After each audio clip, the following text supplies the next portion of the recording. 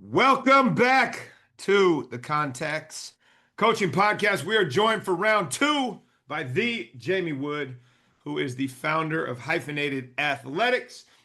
Coach, last time we were on this show, you were working in compliance, and now we are in a new space. Can you take a second and let us know what are we doing and how did we get here from the last time we talked?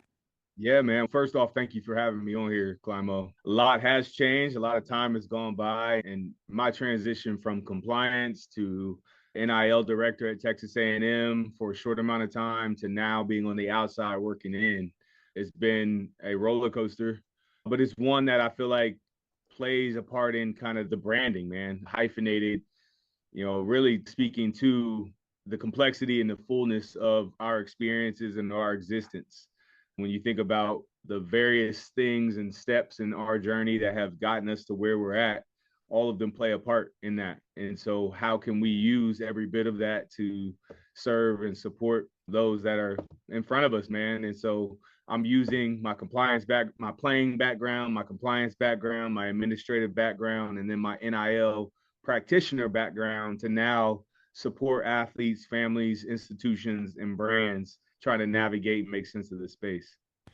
Appreciate that. So I'm gonna dive right into this thing and try to get some background for the lay people like me that read headlines, watch what's going on, but really have no idea of how much of this works. So if you could go back, played at Ohio State, ended up working in compliance at one point. You moved to Texas A&M as the NIL director.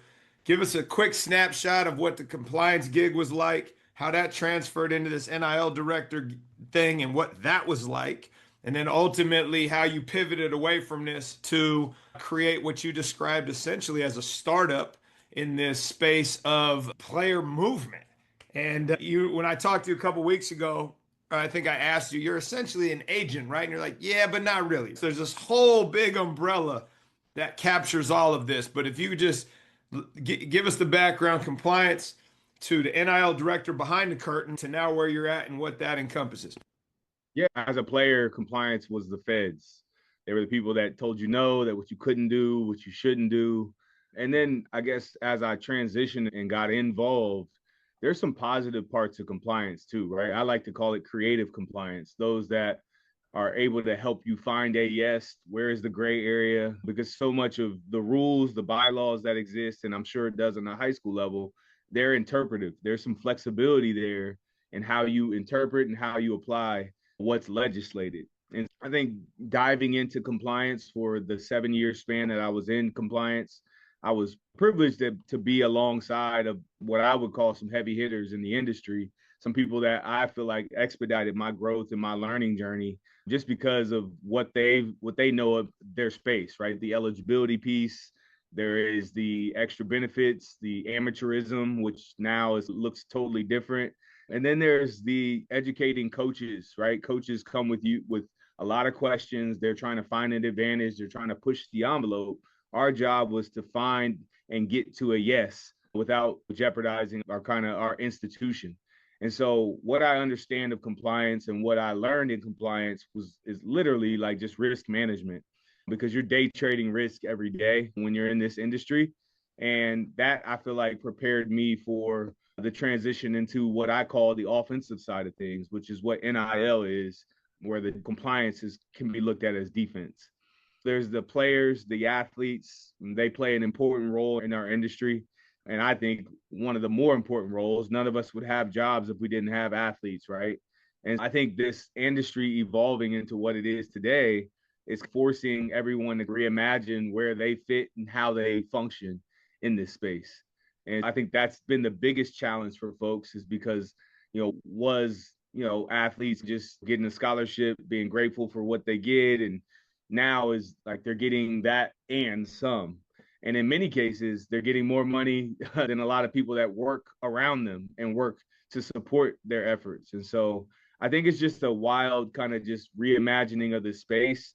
I look at it as a great opportunity. I also look back at, man, what would I have done and how would I have navigated this space as an athlete? And I think so much of that fuels the educational the lead with education that I often start with in many of my conversations, because you need to know and understand before you just try to make moves and make decisions. For sure. And I'm curious, as you reflect back now as an athlete, on what has become of the amateurism that you briefly mentioned. What's your take, both as a former player that went through a completely different time period? And it's not like the get off my lawn guys that are old pros talking about these guys are making all this money and we didn't make anything. It's more about like the landscape is not only shifted in regards to the dollars, but it's professional sports now. All right. Let's not pretend what it is, especially basketball, football, right? So, what's your take as a former athlete and how that kind of lands with your experience, right? And obviously, now, how are we positioning these young human beings, right? And how are we creating a space that at some point may have some regulation? Like, I'd love to get both takes on that. Yeah, I think I like the idea of it being pro, but it's not pro because they're not employed, right? They're being they're licensing their name, image, and likeness, and the school is a brand, no different than Nike is a brand, than Adidas is a brand, and so you're offering your talents, which have value, and then you're offering your marketability, which has value, and that varies based on the athlete, based on what they've done prior to, and then in many cases based off of where you go. For me, for instance, I went to Ohio State. I was a local guy, born and raised in Columbus, and then I transitioned into being a player in Columbus. Right, there's no pro team here, and Ohio State is the brand that it is, and so my marketability as a hometown kid here is probably high. So some local partnerships, some local brands, local businesses, I might be high on their list. A kid from Texas coming here that may be a mid-tier player that didn't come in highly touted and recruited, when you think about their audience, their following, their influence, it may not be the same as a Jamie Wood. And so where I may not have been the best player, I might have been the most marketable. So you have this wild kind of dichotomy that you're navigating. And I think a lot of people, lay people, if you want to say, they don't understand the two, right? NIL has been this all-encompassing thing, but in reality, it is something that exists with every individual that walks this earth, especially as this creator economy continues to boom and grow.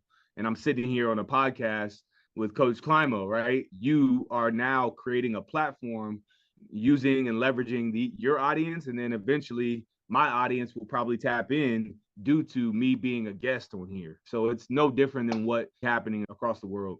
No, for sure. And I love that analogy, right? The creator economy and how are people leveraging their abilities, right? And I don't love this, but to monetize it and create an opportunity that didn't exist beforehand. I want to dig into what you just said, that while I may not have been the best player, I might have been the most marketable. And so while you're talking through that, where my brain was going was, what's the return on investment that some of these outside businesses actually get and receive by sponsoring, whatever word, coming up with contracts for these athletes? Because right in the beginning of this, it almost seemed like a pass through for boosters to just pump money into the program.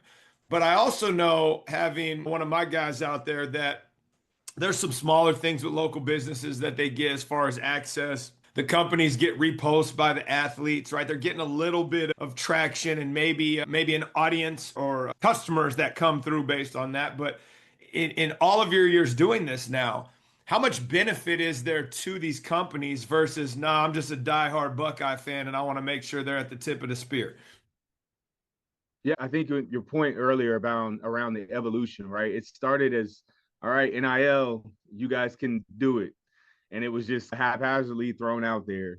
And many people were figuring out what it looked like. We thought brands were going to just flock to the athletes. That wasn't the case. And so brands, schools did get creative, right? And donors and boosters are like, hey, we got all this money. We can essentially start our own brand, our own entity separate of the institution, call it collectives, right? And pool our money together to then pay for athletes to do appearances, do autograph signings, do all the things that they weren't able to do before, or they did for free. Now we can pay them for it. And so that was the emergence of collectives, and the going rate for those services varied based on the demand for that athlete, right? And in many cases, it wasn't a one-to-one type of exchange. It was they were getting significant amounts of money for what we would say is minimal work. And the quid pro quo component was still done, though. They still did something in exchange for something. What is now transpired is it's become revenue share. So now the school is cutting a contract directly to the athlete in specific sports. So Ohio State, for instance, it's football, basketball, men's basketball, women's basketball, and women's volleyball that are all partaking in revenue share, which is a capped amount that they can distribute, and it looks different for every school, every Division I school. That still brand deals and the open opportunities for local businesses are open. It's wide open.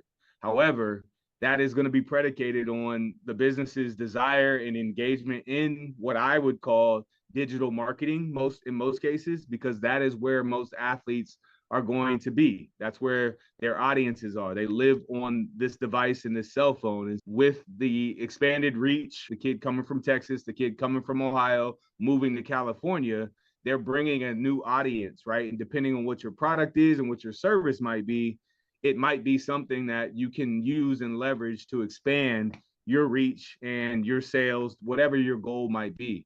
However, not everybody's goal is to run it up and run the numbers up and to make, yes, they're in business to make money, but in some cases, there's the earned media. There's the opportunity to expand your reach that you can't really put a dollar to. However, you can put Jamie Wood's partnership with a carpentry company, and my last name being Wood, I can partner with the carpenter down the road, and he might get more business just because of a creative campaign associated with my name. Yeah. No, and that's where I was trying to parse it. So you have your revenue share, which makes perfect sense to me. The piece that, again, I'm curious about. So my guy will post some deal at the bowling alley or at the local restaurant, and I don't know that he gets any direct financial incentive, but he can eat, he can bowl, he can get the access. I'm curious, in your own personal experience with direct relationships, how many of these arrangements, let's call them, are lucrative for the sponsor versus just the athlete? And obviously it's hard to pin down, but you've done enough of these now where you can say, all right, if you're Arch Manning or whatever, maybe it's driving X number of customers to the business. If you're Justin Climo and you just happen to be some dude that's in off the street, what's that doing? What's your take on that? Just 5-second version of kind of where that market scale is. I would argue that many brands feel like they're not getting the bang for their buck. However, if it's a restaurant or an establishment that a student athlete often goes to anyways, to me, there's an exchange in value with my presence and me being there and me leveraging my social platform. If I have, for me, for instance, I have 10.2K followers on Instagram. That's 10,000 people that may or may not know about said establishment, said loft, will use the bowling alley. But because Jamie goes there, and because every week on Thursday he posts on his story bowling, right? And then you go a next step, right? It's not a story that lives on the feed 24 hours. Maybe it's a feed post where it lives on my page for an extended period of time, and I create an engaging reel and I bowl 3 strikes in a row and I get a turkey, and now it's posted on my IG. That's engagement. That is what people will follow, and they'll see I did that at said bowling alley, which to me has value. Got it. Okay, let's go back into how this works at an acute level. So if you have incoming freshmen, you have transfers. Am I missing any categories right now? Are those still the two categories of athletes? Yeah, those that you're recruiting and those that you're trying to retain. Okay, beautiful. So how does the process now work? And give this explanation for people that grew up in my generation, right? Where you were recruited as a freshman, you stayed 4 or 5 years if you redshirted, you got a degree, you moved on to whatever was next, right? To now where every year everybody's a free agent essentially. And my understanding and say 10,000 people went in the transfer portal, only 2,000 of them are finding a home, whatever that math looks like.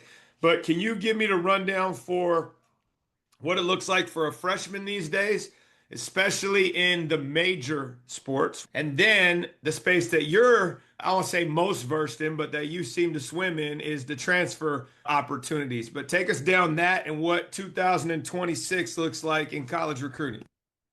Yeah, I think the need to win now and to contribute now is heightened. Where back in my day, I redshirted and I didn't really play until my second year. And I think more often than not, the high school to college pipeline looks a lot different. And a lot of that is because coaches, as I've talked to and as I've realized, they are recruited. One, they have to recruit their roster. They're recruiting those that they compete against, right? Their peers. That said player, Justin Climo, had a great game against us week one. I'm going to take note, and I have staff now that are tracking on who were the playmakers on the team, and we're going to give them a really good handshake after the game, right? And we'll give them a real big hug and tell them good game, and we're going to follow them on social media right after because they're keeping tabs of the team that they're playing against. But then you got to think, right? You got their power four, you have your G group of five, you have FCS, right? You have your Division 2, you have your Division 3. All of those ranks are being scoured and recruited, and there's a more keen eye and keen look on them prior to your high school athletes, right? And not that they aren't still looking at high school athletes, but they're looking for production, right? They're looking for proven production at a level that I would say they consider maybe a bit more transferable with the wide range of high school talent that's out there and levels in which you compete and talent opportunities. It might be a bit more challenging to evaluate that talent up against what would be the potential people that they'll play against moving forward. And a college experience is something that is being valued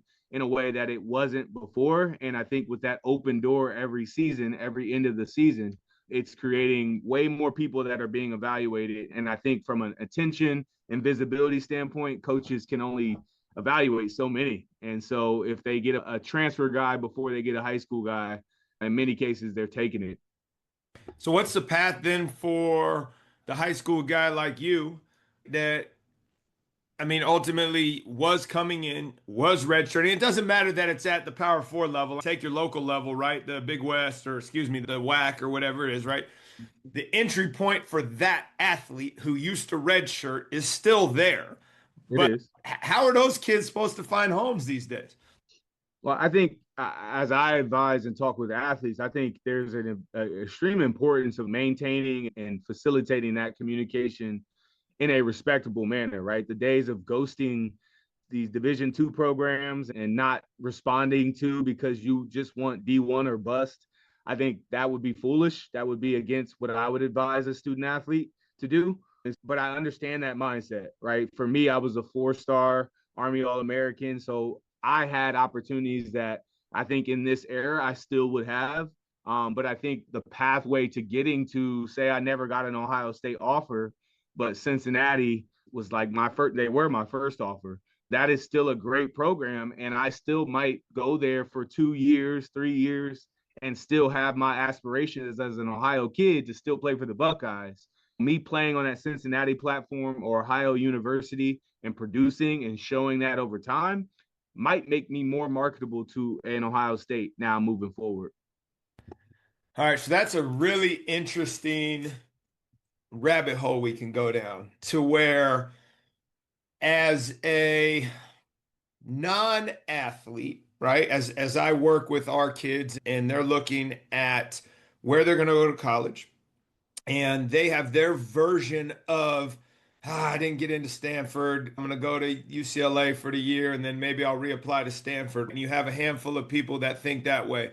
But for the most part, right, it's okay. I'm going to apply to these 10 schools that are in this band, and Mm-hmm. wherever I end up, I'm going to go there and make the best of it. They're not thinking I'm just going to dip after 1 year. You have maybe the occasional kid that's doing that, right? But now it sounds like that's the path. Let me go over here for a year and let me weigh my options. How would you say, if you had to just put a number on it, what percentage of kids are still looking for a 4-year experience versus they're all just, or they're using it as a stepping stone? How would you put those numbers in buckets per se? Let's say dealing with freshmen, and then obviously the transfers, they're already looking, so let's not count them, but just like where the mentality is of the average collegiate athlete. And again, basketball, football, volleyball, these sports where they're just mining the current talent pool. Yeah, I mean, I think majority are looking to elevate. I think that's part of the athletic drive is ascension and growth and elevation. And so you'd be a fool to think that they're just happy with wherever. I think you should find contentment, right? And you can focus on development once you make that decision. But I think many in the back of their mind, they have aspirations beyond. And I would say the same with coaches. I think that the thing that's changed is athletes now have access where you had to sit a year. So I would consider transferring as it's not even a real consideration because I don't want to miss out on a year. And then you also have extensions of clock, right? And guys playing for 7 years and just some different dynamics that are now extending opportunities where in our years and back when I played, that wasn't the case. But I think coaches want to go up, players want to go up. It's not, it just feels weird and it feels wrong in many cases. And I don't necessarily think that, because you're right. I've said this as a high school guy for 25 years where kids get punitive consequences for transferring, and it's almost like it once was in the NCAA. And I look at it and go, if I leave and go take another job, I don't have to sit out. Like, why does this kid have to sit out? Their family's making a decision, and we want to police it and decide what's best for that kid and that family when I don't know their circumstances. And at the end of the day, the shit's all coming out in the wash anyway. So, like, I'm with you on that. And I think that rules per se should be applied equivalently to all stakeholders, right? It's like if this is what the rule is for me as an employee, then this is what it should be as an athlete. I'm all on board with that. If they are employees, we're playing this game of not calling them employees. I think Yeah. that is the big gray area is Yep. because they have no collective bargaining. They have no Yep. benefits outside of Yep. the traditional model of scholarship, Yep. which now we're throwing in business and scholarship and academia, and it's all just it's a mess. It's a mess. And it's ultimately like the pushback that I always hear at my level is that sports are a privilege, not a right, which, yes, obviously, and that these kids should be making academic decisions and their athletic endeavors are extracurricular, yes. And the reality is there's 1% of the world that is making athletic decisions, and let them do that. Who cares? Like, it's all good. But when you are now legislating for everyone in the proverbial shoot everyone to get the guilty, right? Now all of a sudden you are taking opportunities away from your average kid that's not even a good athlete that has to come and sit out now when all they want to do is participate. And we don't need to go down that rabbit hole. But I am curious how this evolution, let's call it, is impacting the connection, the longevity, the post-graduation network for these athletes at a particular school. So you graduate at The Ohio State University football, and you've got the entire 100-year history of that university at your back. Do you still have that if you dipped your toe in the water for 1 year and then you went somewhere else? How's that shaking out? I say that is one of the things as I work with athletes, I try to emphasize as they're making these decisions that should be factored into this as well. But I think a lot of it comes down to how you leave and the way in your process about coming to this decision. I think on a more focused level, it's like with your coaches. The coach at OU will eventually be the D coordinator, could be the D coordinator at an NFL team that eventually drafts you. So I think on a focus level, it would be your relationships matter. But I think the challenge is you're told that and that's drilled in your head, and then your coach leaves, right? Then your academic advisor goes to another another institution and takes a paycheck and becomes assistant AD somewhere else. So you're echoing those notions and you're saying that for the athlete, but it's do as I say, not as I do, sometimes comes out. But I think when I coach athletes and when I talk them through this process, that's something I want them to keep in mind. And I think the drive that I would try to echo and I would emphasize if I had a athlete that I'm working with is go get your degree before you leave. And I think the beauty in what you're doing and at your level is like they can start taking these classes that give them college credit, right? Which would expedite and speed up their graduation period. Say they do go down this transfer process, you got your undergraduate degree under your belt, right? And then you can re-explore, go get your master's somewhere else. We're seeing some of the more successful athletes do that. Fernando Mendoza is a great example. He's right in your backyard at Cal Berkeley for his early career and then finishes out at the pinnacle of his career from Indiana. It's probably going to be the first overall pick. So there's positives there, but I think you're right. In many cases, these athletes are seeing sport as a means to an end, not as the vehicle that can help propel them forward in their life that's going to extend well beyond their playing days. Yes.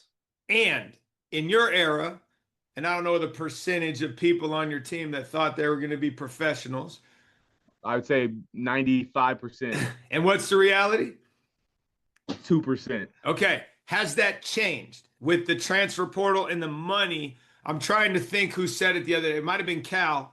Basically said these kids are getting six figures to go through college and they end up not being pros. And now they got to go get a real job. And that crashed down to earth and what that's going to do to these kids. What's your take on that? What's your observation on that? How are you navigating that? That's some scary shit. If in the past you weren't being paid, but you thought there was this pro contract coming and you didn't get it, you were still broke. Now you're being paid and all of a sudden you're not a pro. Yeah, I think you see some people staying in college a lot longer. If you look at the data that behind guys going pro early from at least football and basketball, you guys are coming back actually, which is crazy. We don't need to go down that route. No, we're going to talk about that when you're done with this. But what we'll say is that I think it's a beautiful thing if managed well. But I think that the challenge is we reluctantly just, hey, here's NIL, go make money. And we're throwing money at something that I think is more of a personal development journey that we should be developing the person that then can manage the money, that then can manage the football and the sport. And I think what I see is that we've just thrown money on something that still had issues even before you threw that in. And I think I associate a lot of this, and this is behind Hyphenated as well, is like you're a person and a player. And I think the person fuels the player. And I think at some point, that player part of you is going to go. You're not going to be able to play anymore. And so what have you done to develop as a human, as a person, as a student, as a business person, to be able to navigate what's after ball and after sport, which we now know majority won't go. And I think the infrastructure that they put in place and the support and the things that they learn during college can be great. And I think they can be financially set up if they manage that well. But many of them, we threw this money at them without them having the knowledge and skill set, and they don't even know what to do with a lot of what they're being provided. Correct. And how many of the universities and programs, and let's call them like the top, where you think they would have their act together and they would have all this support built in, even going back to when you were doing the NIL thing, A&M, and even the compliance at Ohio State, how many actually do you think provide these services rather than it's just a mercenary operation and we got these guys for 5 months and then they're out of here, so we're not even bothering with that? I think your point is true. I think the sentiment is, I use the word reluctant innovation. Like we were reluctant to a lot of this stuff. We didn't want it in many cases. And not because, I don't know, I don't think it was because we didn't think they deserved it, but I think it's changing the entire model of what we've done for hundreds of years. And what was wrong is now permissible. And again, you throw in the dynamic of, I can't even get this kid to show up to class, to turn in his assignment. yet we're paying him $10,000 a month to have these professionals, some that haven't been athletes, to come to reckon with that has been, I think, a silent dynamic that people are navigating. But I think there's schools that are doing it better than others. There are a lot of third parties that are flooding this space, which you have to do your due diligence with that as well. But the school now, that I think they have an incentive to help these athletes establish themselves in that way. But the reality is you're now negotiating with the school. So if I can get you for less, if I can pay you less without a representative, then I'm going to try to strike a deal with you without Jamie Wood being at the table, because Jamie Wood knows your worth, knows your value, knows your leverage in a way that you yourself and you and your grandma and you and your family may not. And so I think there's just a wild dynamic at play here that they may not be incentivized, but I think the ones that are doing it well are at least trying to put them in rooms and spaces and help them understand. They're bringing people in to come and educate. But again, I personally think, because it's real implications and real financial implications, these educational opportunities are now more experiential versus theoretical. So I think that's a plus that I choose to look at it in that way.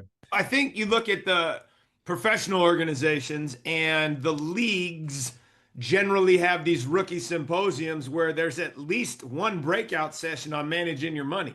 How many of the universities do that in regards to, hey, I am West, what do I say all the time? The Tennessee Tech U, whatever it might be, and here's our collective of 10 new athletes that we have signed, we have given them money.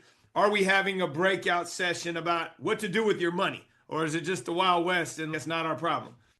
I think many schools are doing the breakout session, but again, when you think about sport, you practice every day. You're drilling, you're training, you're instructing so that you don't even have to think.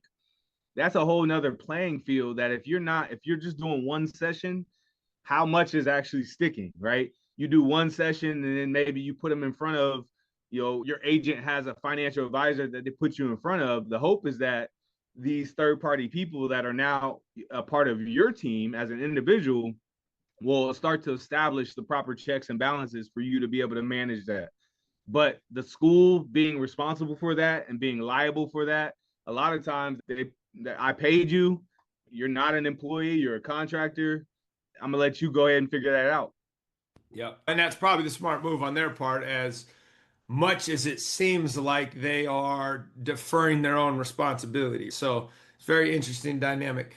How would you characterize the role that the third parties, as you call them, are now playing? And the one thing that I thought was interesting is my buddy went from a non-paying space to a paying space this year.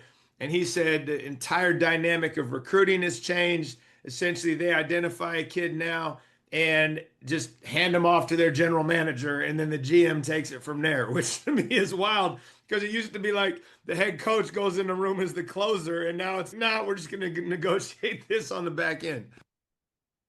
Yeah, I mean, I definitely have seen kind of you still have the approval of the position coach. You have you have the GAs, the personnel people that might scout you, find you, or be provided your name.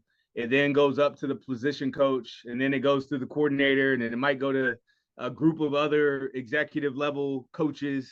But then the head coach may be given the final stamp. But if you say like Stanford, right? Stanford, you had Coach Luck take over, and he became the kind of like conduit that the final approval. And so I think you see a lot of teams doing these things different. They're hiring NFL execs and NBA execs to come in. My challenge there is that college is still totally different. These kids are dealing with different stressors, different pressures. You have to work and understand a variety of stakeholders beyond just managing the salary cap. And so I think a lot of people flooded the market and kind of just started to do that. And you hire a big name that managed a Super Bowl winning team. That is not apples to apples in this scenario. And the recruiting timeline is another dynamic that I think is totally shifted. And when you talk about third parties, a lot of them are starting to work with high school kids because you have to get in early. And if you don't get in early, you may never get a chance to get them as a pro. No doubt. And that's the landscape is always changing, which is what's the most wild thing. And to the point where some of the narrative around all of this, from the NCAA's perspective at least, with these, would you call them, these people that are trying to come back to college, right? These are pros. They left early, they signed, now they're coming back, and the lawsuits and injunctions are allowing them to do it. And the NCAA is essentially saying, hey, I'm not dealing with this. We want Congress to step in and make some rules. So, what the hell is going on there from your perspective? And I'm not super well versed on this whole basketball world, but I think in a lot of ways it's because you do have these farm leagues, right? You have the G League, you have these pathways that an athlete can go down prior to even going to college, right? You can go directly there, where in college football, there's no other path. But you can go play in Europe. You're not going to get the development and the opportunity and the exposure that you would at a college. And those that made that decision, when you think about the 5-year clock and whatever that means now, right? You find people that didn't use all of their years, they're maintaining their eligibility and their opportunity if they did not receive money from an NBA contract, or in some cases, you're seeing people that have gotten paid. So it's a wild dynamic. I don't know enough about that to really speak confidently, but there are some gray areas in the rules and how they're applied. Yeah, no doubt, no doubt. How would you say your role in this, and as your company is a startup and pivoting every day with the stuff that comes out, how just in the 2+ years you've been doing this has it shifted? Man, I think the revenue share has changed much of it, right? Where schools now are allowed to pay directly. The collectives kind of folding, but I think a lot of it now people are wanting the revenue share to, hey, that we're being capped at an amount that we can't function in this way. We can't be competitive in this way. And a lot of that is because the CSC, or the College Sports Commission, is now taking over or positioning themselves as like the governing body separate of the NCAA that can actually enforce or threaten to enforce these rules. And with the CSC, that serve as like the clearinghouse for deals. So a revenue share deal goes through there, a local coffee shop deal goes through there. Anything above $600 has to go through this clearinghouse, which then is allocated or tracked based on your total allotment of money and your distributions that you've set out for each of your athletes. Go ahead. Tell me more about that. The College Sports Commission. This is essentially a pop-up shop in the last 2 years that has now seized control. Is that what it sounds like? It is, and it's they're funded. The irony is they're funded by the Power Four and the Group of Five. They're this ancillary third-party group that is supposed to govern now and supposed to enforce. And a lot of that, I think, is because the NCAA has lost a lot of their, I would say, their teeth in enforcing these things. Lawsuits are picking those apart. This group is positioning themselves to be able to be the ones that can be the arbitrator and navigate this terrain and create some sense of order. So you said that a school is capped. Now, I've got to imagine that let's use the professional idea of a salary cap with the college idea of a salary cap. I'm assuming Ohio State's cap is higher than Sac State's cap, correct? It's up to I think it's 20.5 million. But the bigger schools share of their athletic revenue might hit that, where somebody else's isn't. So what do they do to make up the gap? I think you have to go find additional ways to jerseys. Sponsors are now about to be a thing, right? So the goal of the department is now to go churn out and find additional revenue. What most people don't realize is most athletic departments aren't in the green. They're in the correct. red. Yeah. And so Ohio State is one of probably a handful, 5 to 10, that are making some bit of money. And it does present, I think, an advantage, but it's not in additional amounts of money that they can distribute. It's essentially they're not borrowing more debt. They're not pulling from the institution. They have their own money and they don't have to borrow. Yeah, so if it's up to, let's call it 20 million, just for a flat number, and Ohio State can pull that revenue share from their receipts. And that's everything, right? Not just tickets. And I'll use Sac State again. They don't have that. And they get some wealthy alum that says, you know what, I'm going to underwrite this. They could then give that 20 million, even though they're not generating that at the gate. They can. So now that revenue share is being brought in-house and it's not collective, what it used to be is that wealthy person gave the money to the collective, and then you lose oversight, you lose you lose a lot of, you're delegating. You're like, hey, go do my dirty work over here, and we're going to still stay to the mission of our institution. Now that it's brought in-house, and some collectives still exist, but they are operating under the larger order of the institution, which may ask them to give 12 million to football, we'll say 6 million to 3 million to men's basketball, 2 million to women's, and then we'll spread out the remaining amount to some of these other sports, or we'll give it to football. But in this instance, like a Bill Belichick and a North Carolina football, they're battling a pretty hefty influence and amount of North Carolina basketball, where Ohio State basketball is not in the same vein as North Carolina basketball in comparison to sport. Even institutionally, even if it was, it's taking a back seat to Ohio State football. And that's just the reality of the space and where people choose to go to school.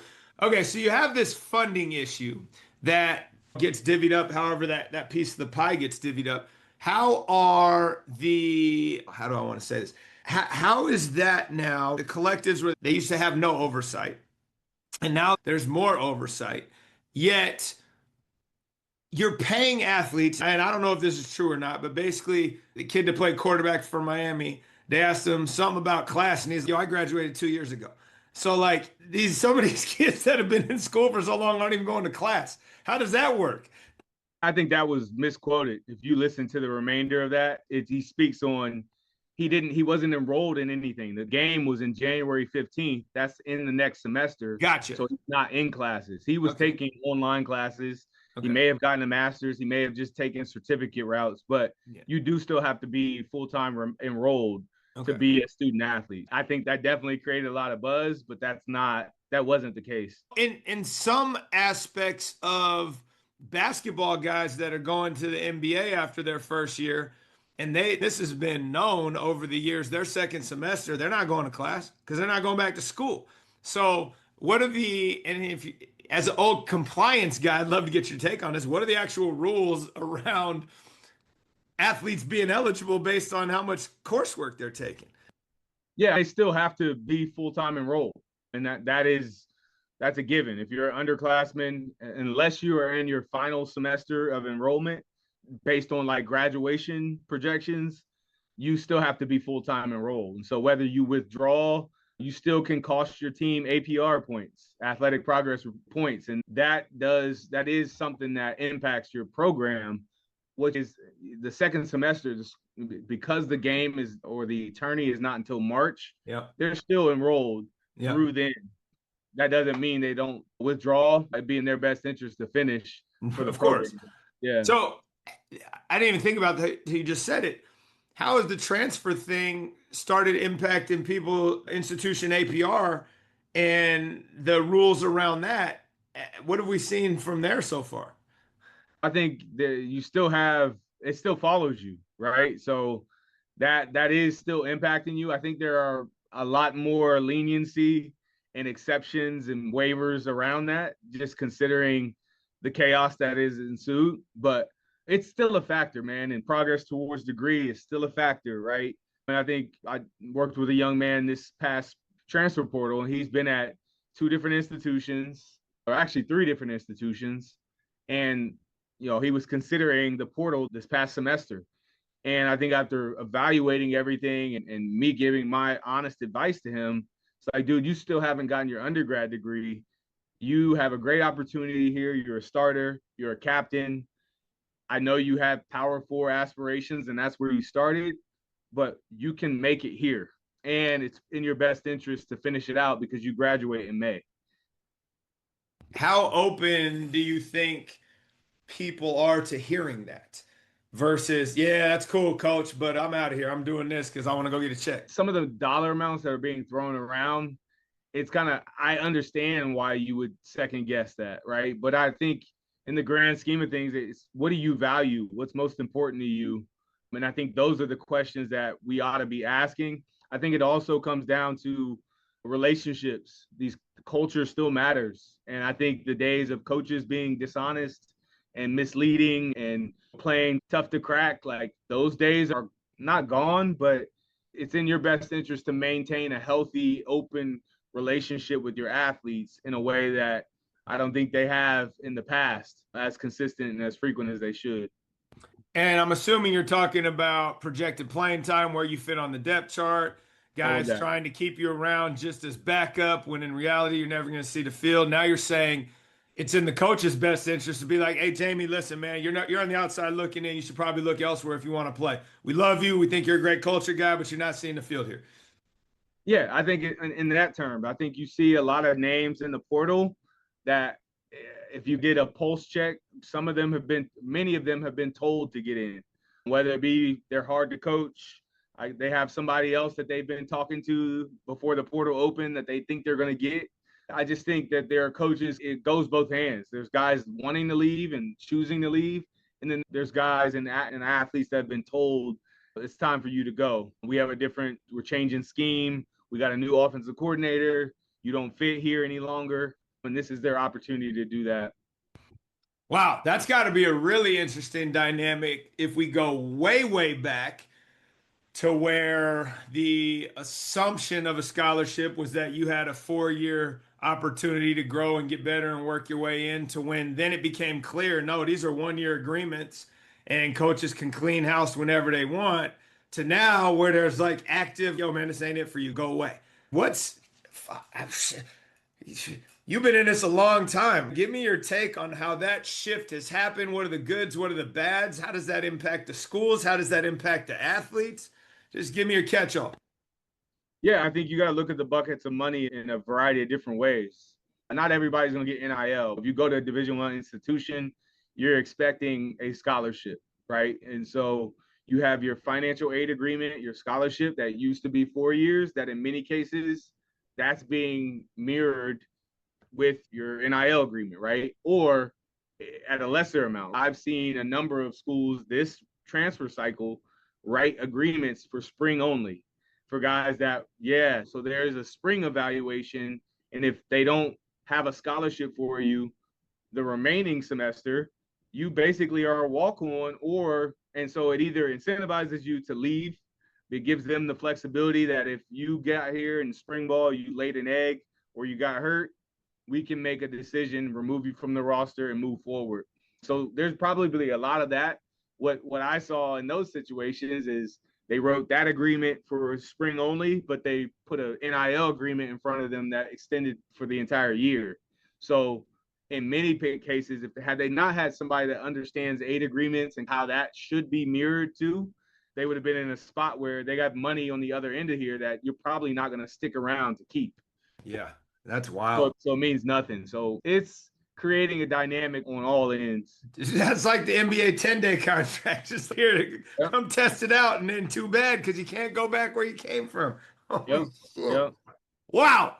Okay, that was something I wasn't expecting. Okay, so you also mentioned that people may have been talking to athletes before the portal even opened, which technically is illegal, but that's the reality. And there was this article that came out, hell, I want to say on A&M softball, maybe it was Texas Tech, one of those schools, where they basically told the coach, you just go coach. We're going to handle all this on the back end so that you have, I don't want to say plausible deniability, but the reality is you're not allowed to do this. The gray area allows us to do whatever we want. So we're going to go build this roster before the portal even opens. And then people are going in with do not contact tags because they're already committed elsewhere. What's your read on that, Merc, and how that's all coming up now? Yeah, that's the reality. That's your trainer, your high school coach, your club coach. And those people were used in recruiting prior to anyways. Now with just the portal and the tampering or the threat of tampering issues, you saw Dabo Sweeney's monologue on that. It's happening. And the money and the opportunity to play, right? If you're not in a position that And in many cases, you're getting paid more to leave than you are to stay. And that happens in corporate business, that happens in so many different places. Movement leads to greater earning opportunities. And that's what you're seeing happen now. But yeah, they're using intermediaries to serve in that role, in that space, to help coaches that want to focus on X's and O's focus on that. And you're still working in the shadows on their behalf. Is it just a fool's errand to try to even police that anymore? Is there a way in which it just, you know what? Listen, if y'all are going to talk to somebody, just let me know about it so I know what I'm dealing with. Like, how do you get to that place where it's transparent for everyone? I don't know how. I couldn't tell you how to do that. Yeah. I do think it's tough to police, man. You got social media, you got access out of this world, right? So you got 7-on-7, you got AAU, you have all these club circuits that aren't governed in the same way that interscholastic sports are. And so I think that creates a dynamic that now those people are the conduit, seen as the way and the source. And some of those folks, character wise, can be questionable. Yeah. And so I think that's the risk that I'm concerned about, is who these people are trusting. Yeah. There are some great people out there that are trying to do it the right way and keeping the main thing. It's really interesting because we got some calls this year that they were more exploratory, even though we're not directly involved. It was just interesting the way in which they would reach out to try to get behind the curtain. And it was just an interesting dynamic. But from that, here's another thing that I'm curious about from your take. It seems like the idea of preferred walk-ons or roster filling with walk-ons has taken a new turn as well, where schools are carving out these spots because of roster limits, money limits, etc., where it used to be, I won't say impossible, but really hard to make a squad as a walk-on, to now it's, no, we're going to take 6. Let's identify who these 6 are. They're on the roster. They're not scholarship, but they're guaranteed a spot. Like, that seems to have been a big pivot as well in the last 24 months. It has. And you see a lot of schools posting walk-on tryouts, but take that in with a grain of salt, man, because they have always been, in many cases, expendable. And so those walk-on spots, those 6 can be cut at the end of spring ball, and Jamie Wood can get cut from Ohio University and decide to go, right? Or get cut from Clemson, and Ohio State had their eyes on them. So there's still going to be a lot of movement at the end of this spring for football. And I don't think we've seen this. This is an unprecedented transfer cycle. So this is all like in real time playing out in front of people. Why do you think there has been an increased emphasis on filling rosters with walk-ons versus scholarship players? I think a lot of it is, I wouldn't say there has been. I think you don't know when someone says I've committed, you don't know what that commitment entails. Right. You don't know how much money it entails, if any. You don't know if it's a scholarship, because now it's percentages. It's not you get a full ride. It can be reduced. It can be equivalency, just like it was with some of these other sports. And that's now a real deal with the fully funded sports. So basketball, football, volleyball, these ones that have full funding, they're now doing partials as well. Correct. I think you can do a scholarship only, but you can do, hey, we're going to pay you NIL in the amount of what would count for a scholarship. Because then that doesn't put you over your scholarship limit. Correct.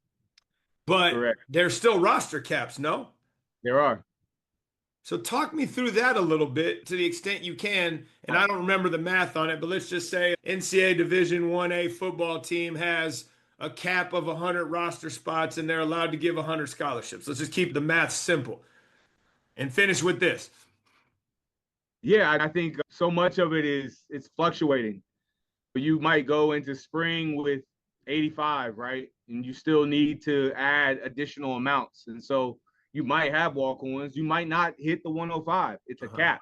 I think there's a wild makeup of how they're accounting for that. Honestly, having not been on that side recently, how it's impacting them has been, I'm hearing it from my point of view. If you're good enough, they're going to make room for you. If they really want you, they're going to find a spot. But I think the big thing that I think high school athletes should know is that you're in a world with a lot more people now. You're being, and so go where you're wanted, go where you're valued, go where you have a spot, and go focus on that developmental pathway and journey. And if you lock in on that and you look up at the end of the season and you've played your way into first team all whatever, then you can evaluate what that looks like.